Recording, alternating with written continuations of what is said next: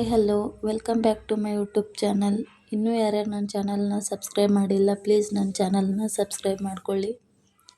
ಇವತ್ತಿನ ವ್ಲಾಗ್ ಏನಪ್ಪ ಅಂದರೆ ಉತ್ತರ ಕರ್ನಾಟಕದ ಸ್ಟೈಲ್ ಶೇಂಗಾ ಹೋಳಿಗೆ ಮಾಡೋದು ಹೇಗಂತ ತೋರಿಸ್ತೀನಿ, ನೋಡ್ಕೊಂಡು ಬನ್ನಿ. ಶೇಂಗಾ ಹೋಳಿಗೆ ಮಾಡೋದಕ್ಕೆ ಶೇಂಗಾ ಬೀಜ, ಬಿಳಿ ಎಳ್ಳು ಮತ್ತು ಬೆಲ್ಲ ಇದ್ದರೆ ಸಾಕು, ತುಂಬ ರುಚಿಯಾಗಿ ಮಾಡ್ಕೋಬೋದು. ಅದನ್ನು ಮಾಡೋದು ಹೇಗಂತ ನೋಡೋಣ ಬನ್ನಿ. ಗ್ಯಾಸ್ ಮೇಲೆ ಒಂದು ಕಡಾಯಿ ಇಟ್ಕೊಳ್ಳಿ. ಅದು ಒಂದು ಸ್ವಲ್ಪ ಬಿಸಿ ಆದಮೇಲೆ ಅದಕ್ಕೆ 2 ಕಪ್ ಆಗುವಷ್ಟು ಶೇಂಗಾ ಬೀಜನ ಹಾಕಿ. ಶೇಂಗಾ ಬೀಜನ ಹೈ ಫ್ಲೇಮಲ್ಲಿ ಇಟ್ಕೊಂಡು ಹುರ್ಕೋಬಾರ್ದು, ಲೋ ಫ್ಲೇಮಲ್ಲಿ ಇಟ್ಕೊಂಡೇ ಹುರ್ಕೋಬೇಕು. ಸ್ವಲ್ಪ ಲೇಟ್ ಆದರೂ ಪರವಾಗಿಲ್ಲ, ಹೋಳಿಗೆ ಚೆನ್ನಾಗಿ ಬರುತ್ತೆ. ಹಾಗೆ ಕೈ ಆಡಿಸ್ತಾ ಇರಬೇಕು.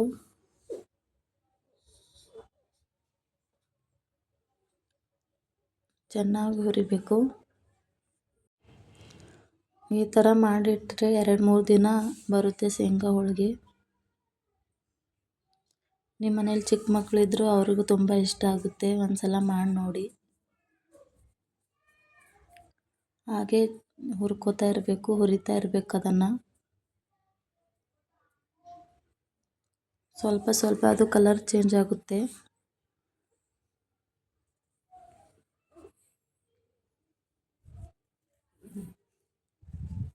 ಇವಾಗ ನೋಡಿ ಕಲರ್ ಚೇಂಜ್ ಆಗಿದೆ. ಥರ ಇನ್ನೂ ಚೆನ್ನಾಗಿ ಹುರಿಬೇಕು.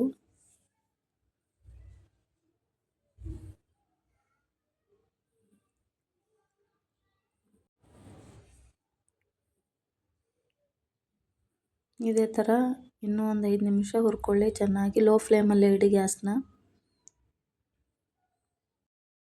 ಈ ಥರ ಹುರಿದಾದ್ಮೇಲೆ ಅದನ್ನು ಬೇರೆ ಪಾತ್ರೆಯಲ್ಲಿ ಹಾಕ್ಕೊಂಡು, ಇವಾಗ ಕಡಾಯಿಲಿ ಒಂದು ಅರ್ಧ ಕಪ್ ಆಗುವಷ್ಟು ಬಿಳಿ ಎಳ್ಳನ್ನ ಹಾಕ್ಕೊಂಡು ಹುರ್ಕೋಬೇಕು. ಇದು ಗ್ಯಾಸ್ ಫುಲ್ ಇಟ್ಟರೆ ಅದು ಬೇಗ ಸುಟ್ಟೋಗ್ಬಿಡುತ್ತೆ. ಗ್ಯಾಸ್ನ ಹಾಗೆ ಲೋ ಫ್ಲೇಮಲ್ಲಿ ಇಟ್ಕೊಂಡು ಚೆನ್ನಾಗಿ ಹುರ್ಕೋಬೇಕು. ಅದು ಫುಲ್ ಹುರಿಯೋ ತನಕ ಗ್ಯಾಸ್ನ ಹೈ ಫ್ಲೇಮಲ್ಲಿ ಇಡಬಾರ್ದು, ಯಾಕಂದರೆ ಅದು ಬೇಗ ಸೀದೋಗ್ಬಿಡುತ್ತೆ. ಅದಕ್ಕೋಸ್ಕರ ಥರ ಕೈ ಆಡಿಸ್ತಾ ಹುರಿತಾ ಇರಬೇಕು.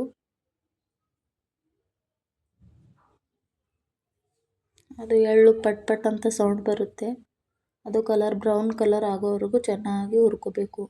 ಅದು ಸ್ಮೆಲ್ ಬರುತ್ತೆ ಹುರಿತಾ ಇದ್ದರೆ.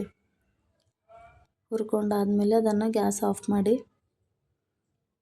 ಇವಾಗ ಶೇಂಗಾ ಬೀಜ ಅದು ಎಲ್ಲ ಒಂದು 10 ನಿಮಿಷ ಆರಕ್ಕೆ ಬಿಟ್ಬಿಡಿ. ಅದು ಎಲ್ಲ ಆರಿದ್ಮೇಲೆ ಅದ್ರ ಸಿಪ್ಪೆ ತೆಗಿಬೇಕು. ಫುಲ್ ಸಿಪ್ಪೆ ತೆಗೆದ್ಬೇಕು.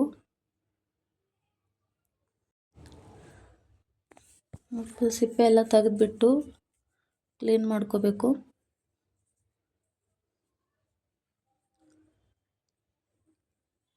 ಇವಾಗ ಕ್ಲೀನ್ ಆಗೋಗಿದೆ. ಆಮೇಲೆ ಎಳ್ಳು ಮತ್ತು ಶೇಂಗಾ ಬೀಜನ ಮಿಕ್ಸಿ ಜಾರಲ್ಲಿ ಹಾಕ್ಕೊಳ್ಳಿ.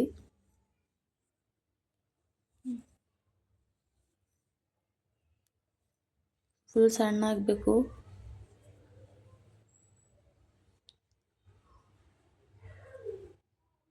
ಎರಡು ಸೇರಿಸಿ ಹಾಕಿ. ನೀವು ಜಾಸ್ತಿ ಮಾಡೋದಿದ್ರೆ ಒಂದೊಂದು ಹಾಕ್ಕೊಳ್ಳಿ.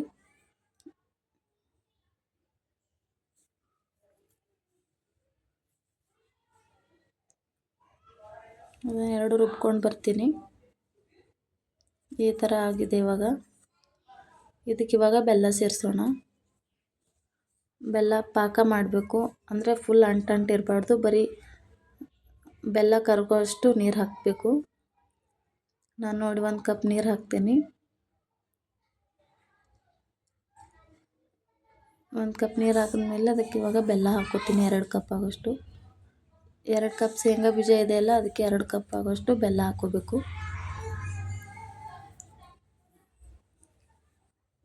ಅದನ್ನು ಲೋ ಫ್ಲೇಮಲ್ಲಿ ಬೆಲ್ಲ ಕರಗೋವರೆಗೂ ಕುದಿಸ್ಬೇಕಷ್ಟೇ, ಜಾಸ್ತಿ ಕುದಿಸ್ಬಾರ್ದು, ಮತ್ತೆ ಅಂಟಾಗುತ್ತೆ. ನಾನು ಕುದಿಸ್ತಾ ಇದ್ದೀನಿ, ಆ ಥರ ಕುದಿಸ್ಕೊಳ್ಳಿ. ಎಲ್ಲರೂ ಒಂದ್ಸಲ ಟ್ರೈ ಮಾಡಿ, ಚೆನ್ನಾಗಾಗುತ್ತೆ. ಕುದೀತಾ ಇದೆ ಇವಾಗ. ಈ ಥರ ನೊರೆ ನೊರೆ ಬರ್ತಾ ಇರುತ್ತೆ. ಆಮ್ಯಾಗ ಒಂದ್ಸಲ ಕೈ ಆಡಿಸ್ಬಿಟ್ಟು ನೋಡಿ ಬೆಲ್ಲ ಎಲ್ಲ ಕರ್ಗೋಗಿದೆ ಇಲ್ಲ ಅಂತ. ನಾನು ನೋಡ್ತಾ ಇದ್ದೀನಿ ಇವಾಗ ಬೆಲ್ಲ ಎಲ್ಲ ಕರ್ಗಿದೆ.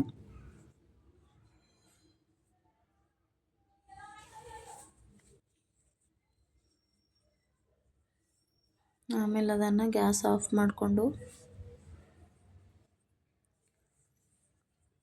ಮಿಕ್ಸಿಗೆ ಹಾಕಿರ್ತೀವಲ್ಲ ಅದಕ್ಕೆ ಸ್ವಲ್ಪ ಸ್ವಲ್ಪನೇ ಜರಡಿ ಹಿಡಿಬೇಕು. ಯಾಕಂದರೆ ಬೆಲ್ಲದಲ್ಲೆಲ್ಲ ಕಸ ಇರುತ್ತಲ್ಲ,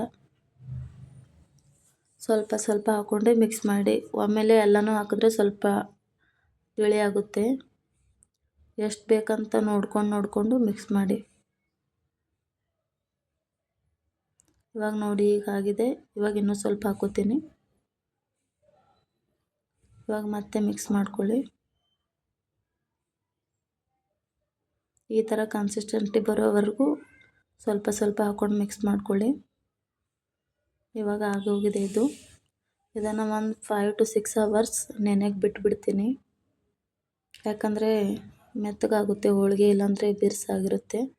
ನಿಮಗೆ ಬೇಕಂದರೆ ಚಿರೋಟಿ ರವೆ ಅಂದರೆ ಸಣ್ಣ ರವೆ ಇರುತ್ತಲ್ಲ, ಅದನ್ನು ಹುರ್ಕೊಂಡು ಹಾಕೋಬೋದು, ಆಪ್ಷನಲ್ಲು. ಇವಾಗ ಅದನ್ನು ಮಾಡೋಕ್ಕೆ ಗೋಧಿ ಹಿಟ್ಟನ್ನ ಜರಡಿ ಹಿಡಿತಾಯಿದ್ದೀನಿ. 2 ಕಪ್ ಆಗೋಷ್ಟು ಗೋಧಿ ಹಿಟ್ಟನ್ನ ಹಾಕ್ಕೊಡ್ತಿದ್ದೀನಿ. ಅದಕ್ಕೆ ರುಚಿಗೆ ತಕ್ಕಷ್ಟು ಉಪ್ಪು. ಇದನ್ನು ಕಲಿಸ್ಕೊತಾ ಇದ್ದೀನಿ. ಸ್ವಲ್ಪ ಸ್ವಲ್ಪ ನೀರು ಹಾಕ್ಕೊಂಡು ಮೆದುವಾಗಿ ಕಲಿಸ್ಕೋಬೇಕು. ಜಾಸ್ತಿ ನೀರು ಹಾಕ್ಕೊಂಡ್ರೆ ಮತ್ತೆ ಅಳಸಾಗುತ್ತೆ. ಅದಕ್ಕೆ ಸ್ವಲ್ಪ ಸ್ವಲ್ಪ ನೀರು ಹಾಕ್ಕೊಂಡು ಹಾಗೆ ನಾದ್ಕೋತಾ ಇದ್ದೀನಿ. ಈ ಥರ ನಾದ್ಕೊಳ್ಳಿ ನೀವು. ಹೋಳಿಗೆ ತುಂಬ ಚೆನ್ನಾಗಿ ಬರುತ್ತೆ. ಜಾಸ್ತಿ ತೆಳುವಾದರೂ ಹೋಳಿಗೆ ಬರಲ್ಲ, ಹರಿದೋಗುತ್ತೆ. ಆಮೇಲೆ ಅದಕ್ಕೆ ಒಂದು ಸ್ವಲ್ಪ ಎಣ್ಣೆ, 1 ಚಮಚ ಆಗೋಷ್ಟು ಎಣ್ಣೆನ ಹಾಕಿ ಒಂದು ಅರ್ಧ ಗಂಟೆ 1 ಗಂಟೆವರೆಗೂ ಇಡಬೇಕು ಹಿಟ್ಟು ನೆನೆಯೋದಕ್ಕೆ.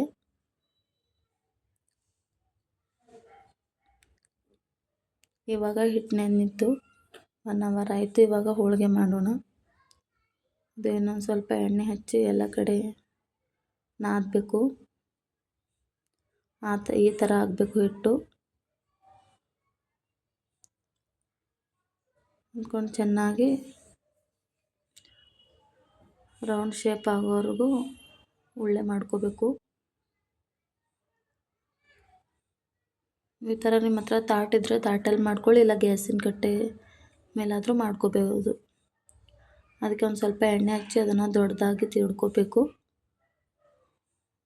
ಆಮೇಲೆ ಅದನ್ನು ರೌಂಡಾಗಿ ಮಾಡಿಕೊಂಡು ಹಾಕ್ಕೊಂಡು ಉಳ್ಳೆ ತುಂಬ್ಕೋಬೇಕು. ಜಾಸ್ತಿ ದೊಡ್ಡದು ಮಾಡಿದ್ರೆ ಚೆನ್ನಾಗಿ ಬರಲ್ಲ, ಚಿಕ್ಕ ಚಿಕ್ಕದೇ ಮಾಡ್ಕೋಬೇಕು. ಈ ಥರ ಮಾಡ್ಕೊಳ್ಳಿ, ಚೆನ್ನಾಗಾಗುತ್ತೆ. ಇವಾಗ ಲಟ್ಟಣಿಗೆಯಲ್ಲಿ ಲಟ್ಟಿಸ್ಬೇಕು. ಜಾಸ್ತಿ ಭಾರ ಹಾಕಬಾರ್ದು, ಅಷ್ಟೇ ನಿಧಾನಕ್ಕೆ ಲಟ್ಟಿಸ್ತಾ ಇರಬೇಕು. ಈ ಥರ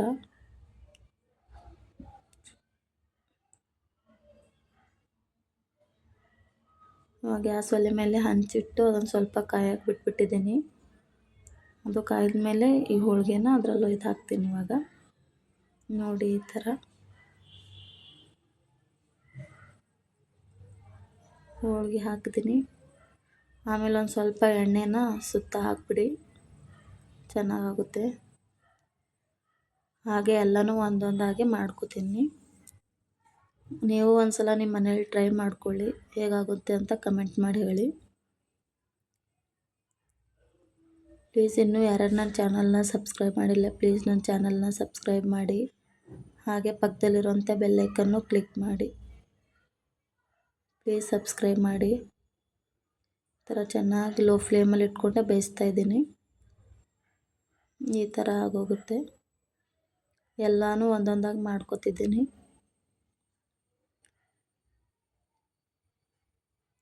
Thank you so much for watching my video.